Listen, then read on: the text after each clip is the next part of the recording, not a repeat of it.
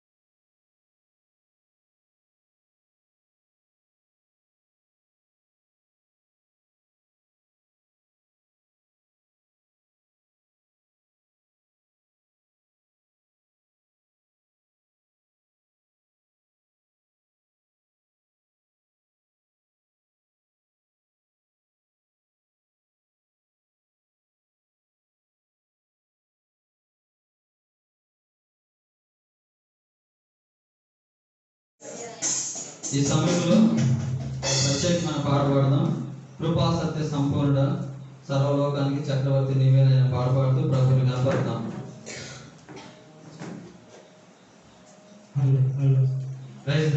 దేవునికి స్తోత్రం. మనందరికీ వచ్చినటువంటి పాట అందరం కలిసి పాడదాం. కృపా సత్య సంపూర్ణుడా సర్వలోకానికే చక్రవర్తి నీవేనయ్యా.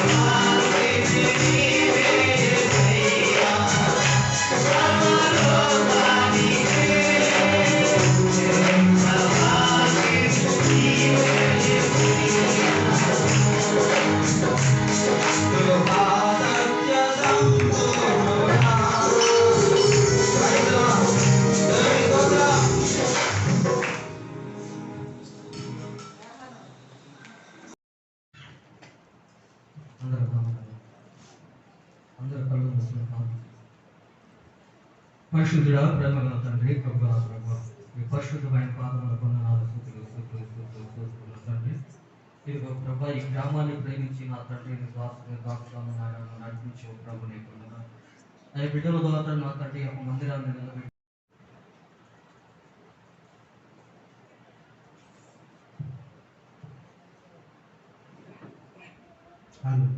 అందరూ ఒకసారి దేవుని స్తోత్రం, దేవుని స్తోత్రం, దేవుని స్తోత్రం.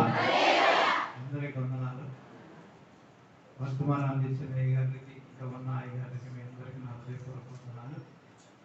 ప్రభువునందు ప్రియమైన దేవుని బిడ్డలారా, మొట్టమొదటి చెప్పిన అయ్య గారు చాలా బాగా చెప్పారు. కూడా అయ్య గారిని చిన్న వయసులోనే దేవుడి చక్కగా వాడుకుంటున్నారు. అయితే మేము బాధపడేది ఏంటంటే, చిన్న వయసులోనే దేవుడు తీసుకున్నాడని ఒక సందేహం నాకు కూడా కలిగింది. సరే, చనిపోయిన తర్వాత బయటికి రావడానికి కొంచెం ఇబ్బంది ఉండి బయటికి రావట్లేదు. చాలా బాధలు ఉన్నాయి. చూస్తే చనిపోయిగా చనిపోయాడు, కుమారుడు చనిపోయాడు. తర్వాత 5,000 పాస్టర్ గారు చాలా చిన్న వయసులోనే ఆయన చనిపోయాడు. మలకాపురం మాస్టర్ గారు చిన్న వయసులో చనిపోయాడు. వాడివాళ్ళ అయ్య గారు కూడా చనిపోయాడు. కొంతమంది నన్ను అడిగేది ఏంటంటే, మీరు ఏకాంత ప్రార్థన చేసి చాలా మందిని బాగు చేశారు, మరి దేవుడు మీకు ఎందుకు చెప్పట్లేదు, అలా ఎందుకు జరుగుతుంది, చక్కగా ప్రార్థన చేస్తారు కదా, ఎవరు దేవుడు మీతో చెప్పలేదా అని చెప్పి అడుగుతున్నాం. ప్రభునందు ప్రియమైన దేవుని బిడ్డలారా, యేసు ప్రభు వారి లోకానికి ఎందుకు వచ్చిందంటే, అందరి కోసం ప్రాణం పెడతానికి వచ్చాడు. దేవుని స్తోత్రం. అని యవన కాలంలో మనవన్న మామూలుగా చనిపోయి, మా రక్త సంబంధాలు, మా కుటుంబ నివాసులు మామూలుగా చనిపోయారు. ఆయన యేసు ప్రభువుని ఎలా చనిపోయాడు? బహుగా చిత్రహింసలు చేసి చంపేశాడు. దేవుని స్తోత్రం. ఆయన 3.5 సంవత్సరాలు సువార్త 3 సంవత్సరాలు సువార్త చేసి తన పనిని ముగించుకుని వెళ్ళిపోయాడు. అయితే వీళ్ళు కూడా 60 సంవత్సరాలు చేసిన పని, ఆ సేవని ఈ 40 సంవత్సరాలు చేసుకుని వెళ్ళిపోయారు దేవుడి దగ్గర. దేవుని స్తోత్రం. చాలా ప్రాముఖ్యమైనది ఏంటంటే, సర్కుడయ్య గారు నేను కూడా చాలా ప్రార్థన విషయంలో చాలా సందర్భంలో చాలా బాగా ప్రార్థన చేసేవాడు. సర్కుడయ్య గారి చేత కూడా చాలా అద్భుత కార్యం చేశాడు దేవుడు. దేవుని స్తోత్రం. ఎన్నో అద్భుత కార్యం చేశాడు. ప్రార్థనా పరుడు బాగా అని నేను కన్నాలు చూశాను. మేమిద్దరు కలిసి ప్రార్థన చేసేవాడు. అలాంటి వారే దేవుడికి ఇష్టమై తీసుకెళ్ళాడు. కుమారుడు కూడా కొద్ది రోజులని దేవుని పరిచయం చేసి తీసుకున్నాడు. చూడండి, 5,000 పాస్టర్ గారు తన కూడా కొద్ది రోజులు నేను సేవ చేశాడు. సంతానం కట్టుకున్నాడు. చాలా బాగా సేవ చేశాడు. మీటింగులు పెట్టాడు, అన్ని చేశాడు. ఆయన దేవుడు ఎందుకనో కొద్ది రోజుల్లో పిలుచుకున్నాడు. వీళ్ళందరూ కొద్ది రోజుల్లో చేసిన పని ఏంటంటే, 60 సంవత్సరాలు చేయని పని ఈ 40 సంవత్సరాలు చేసేసాక అన్ని పనులు ముగించుకుని సంఘాలు కట్టారు. చాలా కుటుంబాలు రచించారు. చాలా మందికి బాప్తీసాలు ఇచ్చారు. కొంతమంది సేవకులు తయారు చేసి ఆయా గ్రామాలు పంపించారు. ఈ పని ఎలా ఉందంటే టగటగా చేసేసారు. దేవుని స్తోత్రం. త్వరగా దేవుడు చేపించడానికి అందరు వెళ్ళిపోయారు. అంటే యేసు ప్రభువు వారు కూడా వచ్చి ఎన్నో అద్భుత కార్యాలు, చనిపోయిన వాళ్ళు బ్రతికించారు. చాలా మంది అనుకున్నారు ఇంతమందిని యేసు ప్రభువు వారు బ్రతికించాడు, ఎన్నో దెయ్యాలు ఎడగొట్టాడు, కుష్ఠరోగులు బాగు చేశాడు, కళ్ళు లేని వాడు కళ్ళు ఇచ్చారు. మరి ఆయన సిలువ అంటే ఎవరన్నా వచ్చి ఏమి చేయలేదయ్యా, ఎందుకు సిలువ అని చెప్పి ఒక్కడు మాట్లాడాడు. ఒక్కడు. దేవుని స్తోత్రం. యేసు ప్రభువు ఎవరన్నా చూచారు? లేఖనము నెరవేరాలి, నేను వచ్చిన పనిని ముగించాలి అని యేసు ప్రభు ఈ లోకాలకు వచ్చినప్పుడు తన పనిని అన్ని పనులు ముగించేశాడు. అది చేయాల్సిన పనులన్నీ చేశాడు. సిలువ మోసినప్పుడు ఒక ఆయన వచ్చాడు, నేను మాట్లాడినా సిలువ ఎత్తుకొని 2 అడుగులు ఏలిపోయాడు. నువ్వు చేయలేవు, ఆ భారం నాది, నేను ఆ పనిని ముగించాలి అని మరి యేసు ప్రభు తను తప్పించి ఇతనే సిలువ ఎత్తుకొని గొలుగోతా కొండ మీదకి వెళ్ళాడు. దేవుని స్తోత్రం. చాలా మంది అనుకుంటారు, తల్లులు అనుకుంటారు, పిల్లలు లేని వారు, నేను అనుకుంటాను, నా భార్య అనుకుంటుంది, నా కొడుకు ఉంటే నన్ను బాగా చూసేవాడు బాగుంటది అని చెప్పి అనుకుంటున్నాం. ఈ అయ్యగారు కూడా నా అమ్మగారు అని అనుకుంటారు, మా అబ్బాయి ఉంటే బాగా చూసేవాడు చెప్పి అనుకుంటాను. యేసు ప్రభువాన్ని శిలువ మీద ఉన్నప్పుడు వెళ్ళొచ్చి ఇక్కడ శిలువ దగ్గర కూర్చుంది ఏడుతుంది, అమ్మా అదిగో నీ కుమారుడు అని యోహాన్ని ఆయనకు అప్పగించేశాడు. దేవుడు స్తోత్రం. అంటేగా మమ్మల్ని చూసేవాడు కూడా దేవుడు సిద్ధపరిచాడు. దేవుడు స్తోత్రం.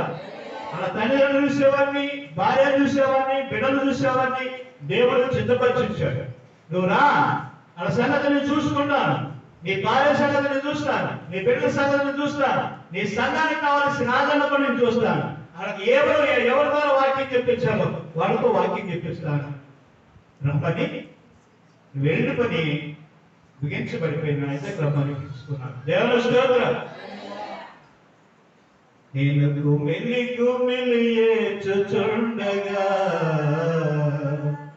నన్ను ఎత్తుకొని ఓదార్చితివి. నేను కుమిలి ఏడ్చుచుండగా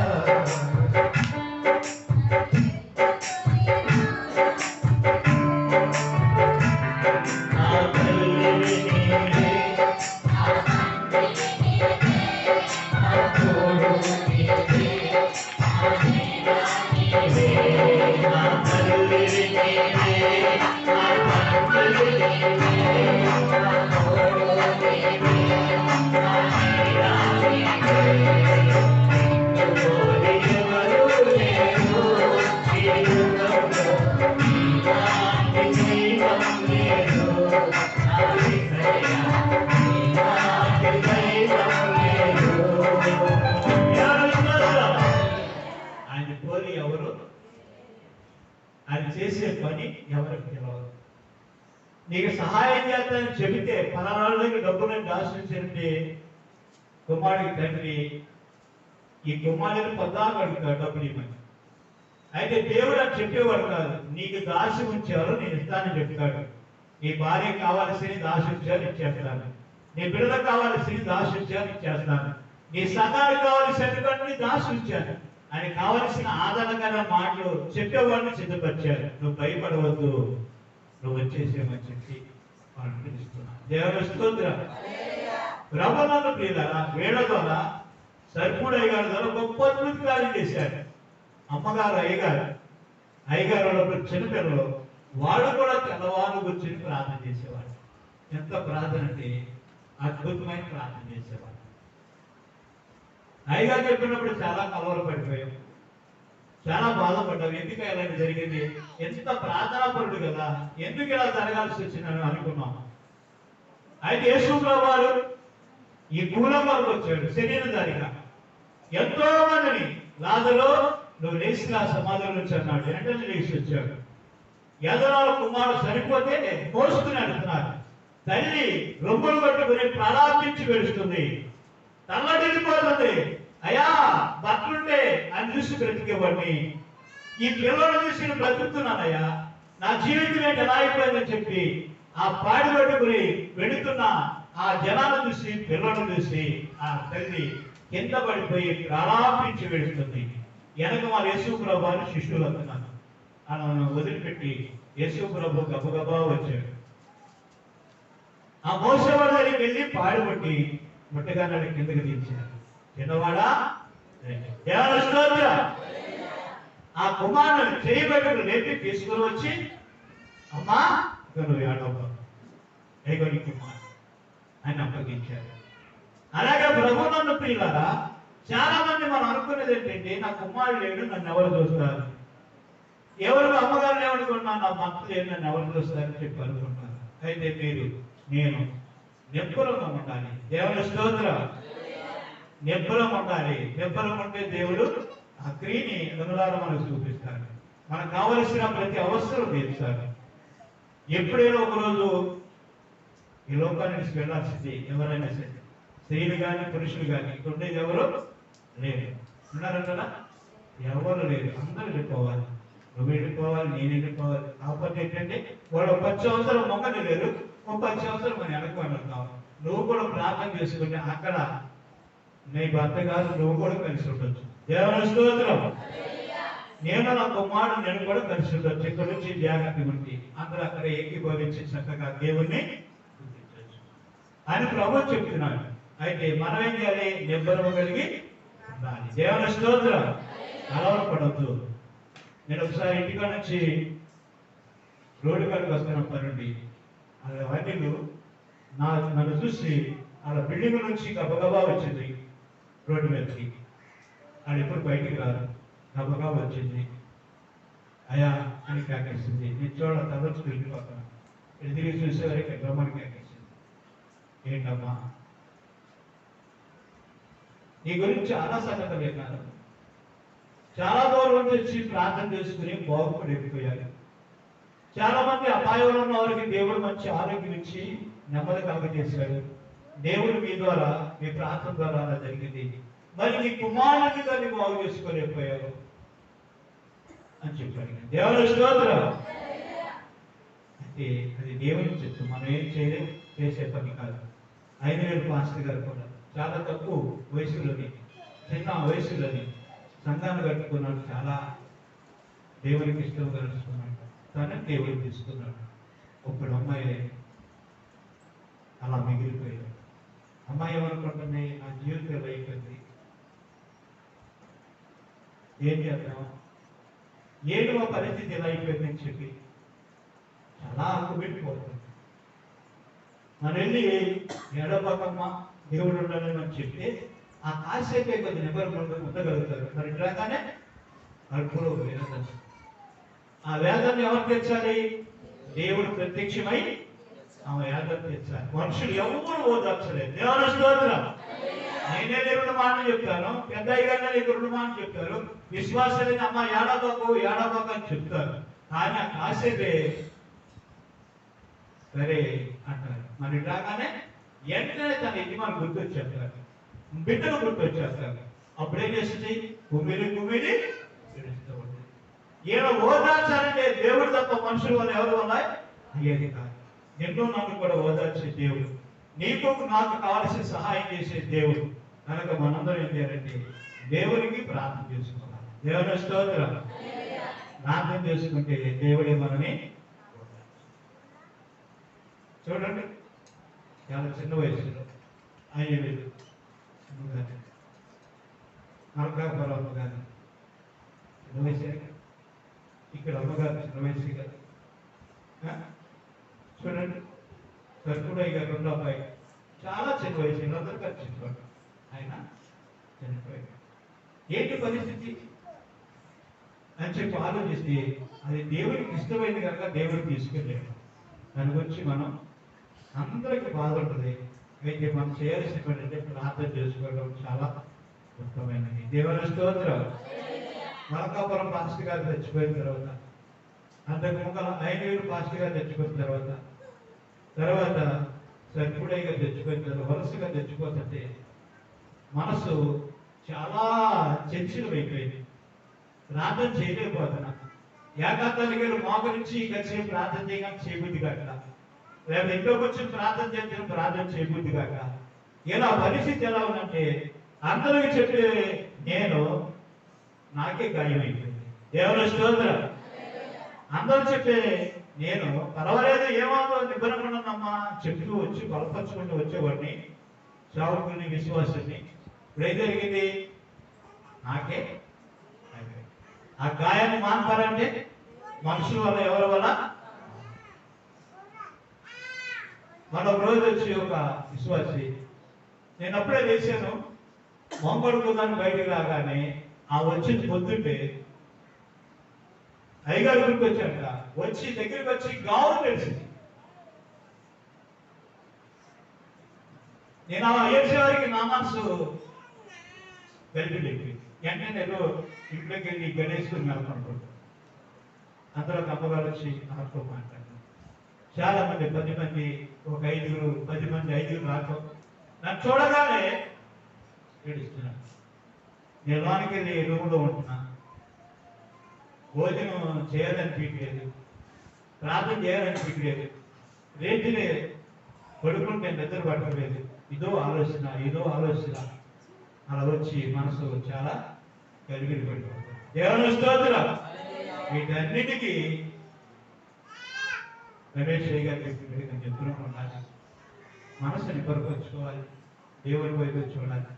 అప్పుడు దేవుడు మనకి ఏదైనా సహాయం చేయగలుగుతాడు, మన కుటుంబాలు కూడా బాగుంటుంది. మనకు దాసి ఉంచాడు అంటే దేవుని స్తోత్రం. దాసి ఉంచాడు, దానికోసం మనం అందరూ ఎదురు చూడాలి. ఇద్దరు మన సంవత్సరం కూడా దేవుడికి నిర్ణయించాడు, అమ్మగారికి నిర్ణయించాడు, కుమారుడికి నిర్ణయించాడు, కుమార్తెకి ఎల్లుడికి ఎవరికి నిర్ణయించాడు. రక్త సంబంధాలకు దేవుడు అన్నీ చేసేప్పుడు కాదు. మనం ఎన్ని ప్రయత్నాలు చేసినా వెళ్ళిపోయిన మనిషిని తీసిరాడు. అర్థమవుతుందా? వెళ్ళిపోయిన వారిని తీసుకొచ్చని అది యేసు ప్రభు చేసేది ఎవరి వల్ల ఇది? దేవుని స్తోత్రం. దీపం ఉండగానే అంతేగాని తర్వాత మనం ఏడ్చినా ఏదో బాధపడినా అది ఉపయోగపడేది కాదు అని చెప్పి బైబిల్ యేసు ప్రభు చెప్పింది. జాగ్రత్తగా నేను వచ్చిన పని అయిపోయింది, మీరు ఏడవద్దు నా కోసం అన్నాడు. ఏడవద్దు ఎందుకు అడుగుతారు?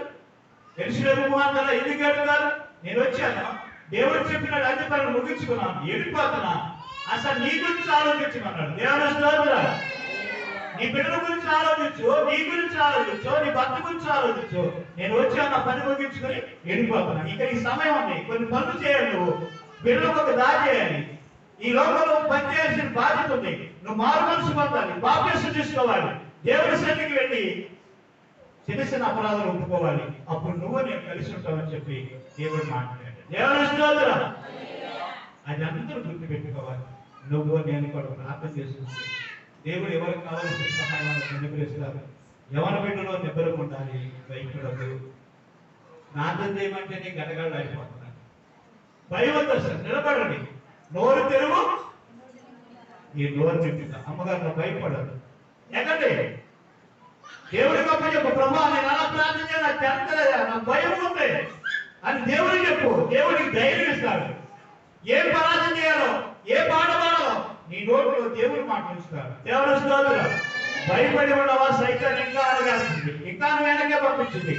వాక్యం చెప్పలేదు, పాట పాడలేదు, ప్రార్థన చేయలేదు, ఇంకా భయంతో జీవితాన్ని వాడు చేసింది. అలా ఉండదు. ధైర్యం తెచ్చుకోండి, నిలబడండి, పాటలు పాడండి, ఏదో వాక్యం చదువుకోండి, దేవుని వాక్యం చెప్తాను, ప్రయత్నం చేయండి, సిగ్గుపడవద్దు. దేవుని శ్రమలో నిబ్బరం తెచ్చుకొని పాటలు కానీ వాక్యం కానీ చెప్తూ నేర్చుకోండి, సాక్ష్యం చెప్పండి. ఎంతో మంది నశించిపోతున్నారు, అందుకోసం మనం ఎన్నుకోండి. నశించిపోయే వాళ్ళ కోసం మనం ఎన్నుకోండి. నువ్వు కూడా ఏడు సువార్త చెప్పు, నశించిపోయే వాళ్ళ కోసం ప్రయత్నం చేయి. ఎవరి బిడ్డ ఎంతో మంది పాడైపోతున్నాం, ప్రయత్నం చేయి. దేవుడు మనం దీవిస్తాడు. దేవుని స్తోత్రం. నాయకులు చెప్పాడు, ఎవరైతే దేవుని సరిగ్గా నడిపిస్తారో వాళ్ళ ఆకాశంలో జ్యోతులు వెలువడతారు. దేవుని స్తోత్రం. నేనుంటే నాకు చాలు యేసయ్యా, నేనంటే ఉంటాను యేసయ్యా, నేనుంటే నాకు చాలు యేసయ్యా,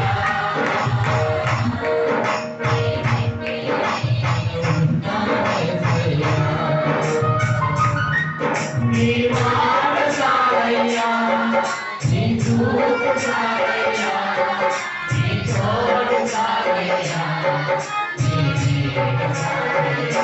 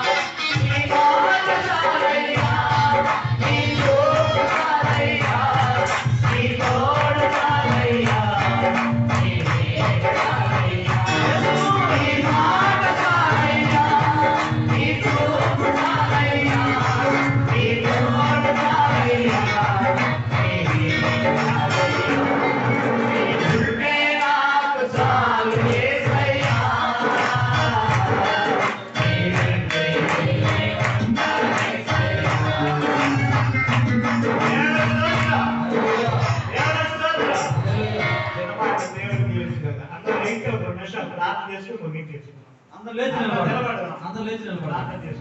అందరూ లేచి నిలబడదాం.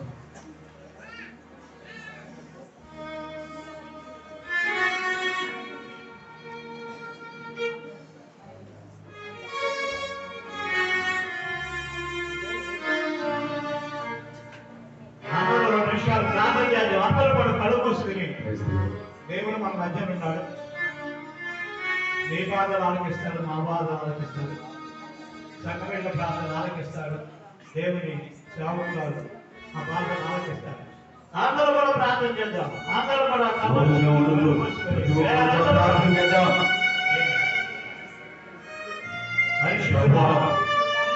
ప్రేమగల తండ్రి, నీకు లెక్కలేని వందనాలు చెల్లించుకున్నాం.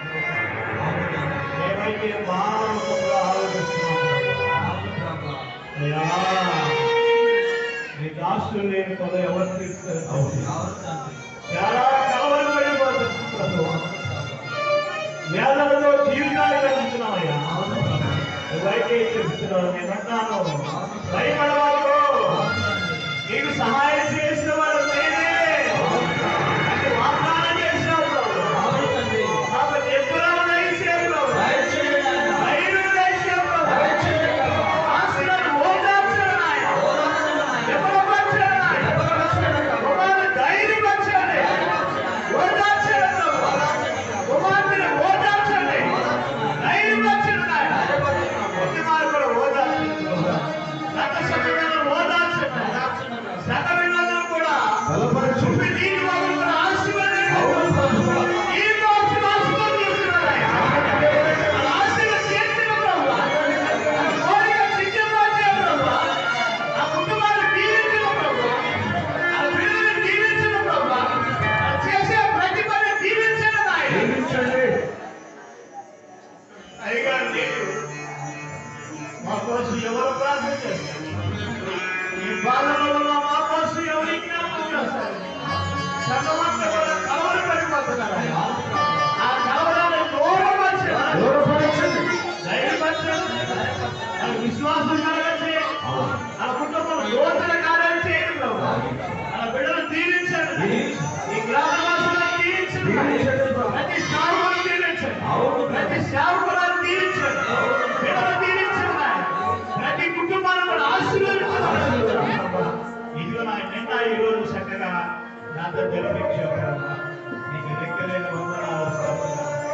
ఇదిగో నీ కుమార్తె ప్రభు 5,000 పాస్టర్ గారిని బట్టి దర్శించి ఆ బిడ్డను కూడా ఓదార్చండి, నిబ్బరపరచండి ప్రభు, ధైర్యపరచండి ప్రభు. దేవా, సంఘాన్ని కూడా నిబ్బరపరచండి, సంఘాన్ని కూడా ఓదార్చండి, ఆ సంఘాన్ని దీవించండి, ఆశీర్వదించండి ప్రభు. నీకు లెక్కలేని వందనాలు స్తోత్రాలయ్యా. నరకాపురం నిబ్బరపరచండి, ధైర్యపరచండి,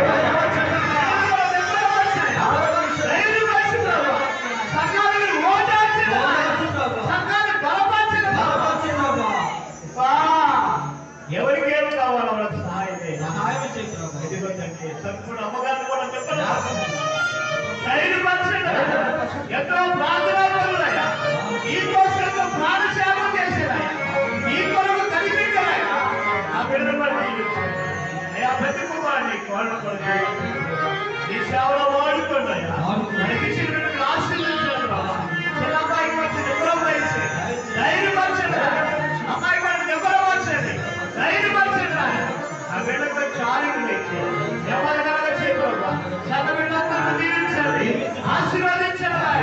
ఎవరికి ఏం కావాలో ప్రభా మీ దాసులను లోటు ప్రభా కుమారుల తీర్చండి. మంచిగా వందనాలు చెప్పించండి. వాళ్ళ కోసం ప్రార్థన చేసే జ్ఞానం ఇచ్చేయండి, సంఘం నడిపించే జ్ఞానం ఇచ్చేయండి ప్రభా. దృష్టికి సంఘం అధికారులు నీకు లెక్క నేను వందనాలు సావుకులు కాదు సావుకులను దీవించండి. సంఘాలు మీరు ఆశీర్వదించండి, వీళ్ళంతా దీవించండి. వాళ్ళకు ఇచ్చింది నాకు ఇచ్చి నన్ను శోధించిన ఆకాశం అగ్ని ఇష్టరావాళ్ళ దీవెనిస్తే వాగ్దానం చేసుకుంటున్నా. మీకు లెక్క నేను వందనాలు స్తోత్రాలు స్తోత్రాలు ఆయన మీ కోటాలు స్తోత్రాలు చెల్లిస్తున్నా. వీళ్ళందరూ దీవించండి, ఎవరి బిడ్డలు మీరు ఆస్వాదించి దీవించండి ప్రభా. ఇక జరగబోయే కార్యక్రమం అంతా ప్రభా మీ తోడుగా నడిపించండి. ఆర్కెస్ట్రా వారిని దీవించండి, వాళ్ళకి ఏమి కావాలన్నీ సమృద్ధి రాకపోకలు మీరు కాపాడండి. వాళ్ళ కుటుంబాన్ని ఎంత సంబంధం దీవించండి, ఆశీర్వాదించండి. వాళ్ళ కుటుంబంలో తీర్చండి, ఏమి కావాలన్నా సమకూర్చండి. వీళ్ళంతా దీవించండి, ఆశీర్వదించండి. ఆయన నీకు లెక్కలేని వందనాలు స్తోత్రాలు చెల్లిస్తున్నాను ఆయన. మరి ఈ ప్రేమికులు ఎంతో పాల్గొని ప్రభావ మరి తిరిగి ఎవరి గృహానికి వెళ్ళడానికి వాళ్ళు సిద్ధపడి ఉంటారు. ఈ వాక్య పాదాలు దీపం తోట వెలుగు నడిపించండి. అంతలో ఎవరి గృహం వచ్చేది నీ నామాన్ని స్థుతించి కనపరిచే వాక్యం ఇచ్చేది. దేవా నీ సిద్ధమై ఎలాంటి అవకాశాలు వాళ్ళు కలగజేస్తే నీవందరూ కూడి ప్రభావ నెమ్మది కలగచ్చి ఇక్కడికి వచ్చిన వారికి ఎవరికైనా ఆరోగ్య పొదలో ఉంటుంది ప్రభావ వాళ్ళు పట్టండి, లక్ష ఆరోగ్యం ఇచ్చేది. ఆయన నీ కుమార్ విశ్వకం పట్టండి. ఆ కాలువలో నరాలు ఎముకలు సమస్తలు రక్తం కడగండి, ఆ చేతులు నరాలు కడగండి. నువ్వు పరమటానికి ఆయన ఈ కుమారు ఒక్కసారి పరిశోధించండి. ఎవరో బలహీనత ప్రభా ఆ బలహీన స్వస్థపరచండి.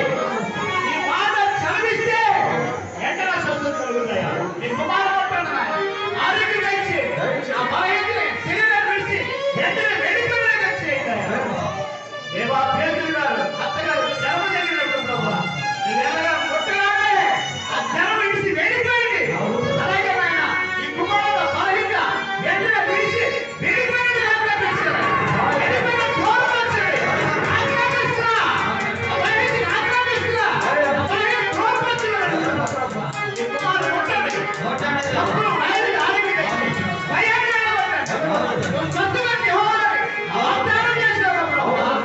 కుమారుడు కొడుతున్నా ఆయన ఆరోగ్యం తెచ్చి నెమ్మది కలగచ్చి నూతన బలం తెచ్చి ఇంకెవరైనా అలాంటి పరిస్థితిలో ఉన్నవారు కొడుతున్నారు. నీకు లెక్క లేదు వందనాలు స్తోత్రాలు చెల్లించుకున్నాను. అభివృద్ధి మంటకి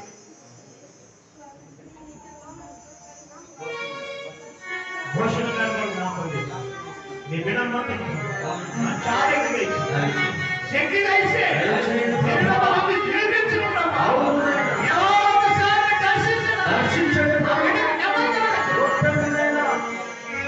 జ్ఞాపకం చేసుకోవాలని అడుగుతున్నాం ప్రభా. ఆ కుటుంబంలో సమస్య తీర్చండి, ఆ బిడ్డ కావాల్సిన తీర్చండి ప్రభా. ఎన్నో ఆర్థిక బాధతో ఉన్నారయ్యా, అది చేసే పని దీవించి మీరు ఆశీర్వదించండి అయ్యా. ఈ కుమారుని జ్ఞాపకం జ్ఞాపకం చేసుకోండి. ఆ బిడ్డ కూడా మంచి ఆరోగ్యం తెచ్చి నెమ్మది కలగచేయండి. నడపడం బలహీన ద్రోహం ఈ స్థలంలో ప్రతి బిడ్డ దర్శించండి, ఆరోగ్యం తెచ్చి నెమ్మది కలగచ్చి సహాయపడుతుంది. ఇంకెక్కడ ఉన్నవారు ఎవరన్నారు పేరు మీద అందరూ దర్శించండి. ఈ పరిశుద్ధాత్మగా దర్శించండి, ఆదరించండి. తోడుగా నడిపించండి, దృష్టికి అధికారులను దూరపరచండి. మా ప్రభు యేసు నామమున అడిగి వేడుకుంటున్నాము.